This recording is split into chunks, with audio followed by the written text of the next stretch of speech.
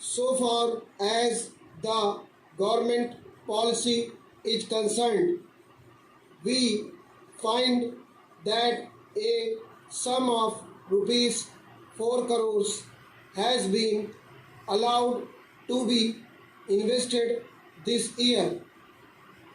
We do not know how it is to be used up. We have been told that during the period 1948-53, nearly rupees 35 lakhs have been allowed to be invested in textile machinery and generally in the textile industry. We have seen to what extent cotton and jute have been dominated by the national capital and to what extent they play the role as against the demand for them. We know further what the government is doing in regard to these industries and how the Indian counterpart in these industries are behaving. Then why this further penetration of foreign capital?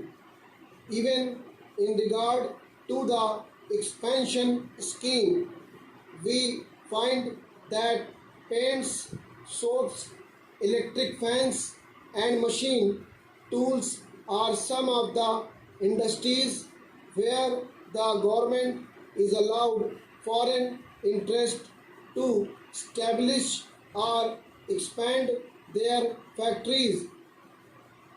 It will adversely compete with the production of the country when the indigenous producers do not find any market in this sphere. Therefore, we have got to see to what extent the capital issue has been regulated by this government and particularly by the finance department so that the national well-being of the country could be guaranteed. Then we have got to look into the fact as to how far the new industries are allowed to function. So far as the oil refineries are concerned, some of them have been established and some more are going to be established very soon. In the control of the administration, the Indians have no share. There are only preference shareholders and they have no voice in the management. So far as the administrative aspect in this industry is concerned, the most important part of it is the technical know-how. They do not guarantee that they will train the Indians.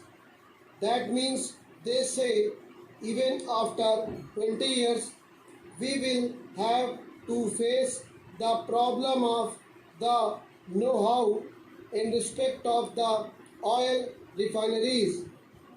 I do not know why the government are showing softness to foreigners in this matter. Then we have another investment in collaboration with the Indian chemical industries for the manufacture of civil explosives.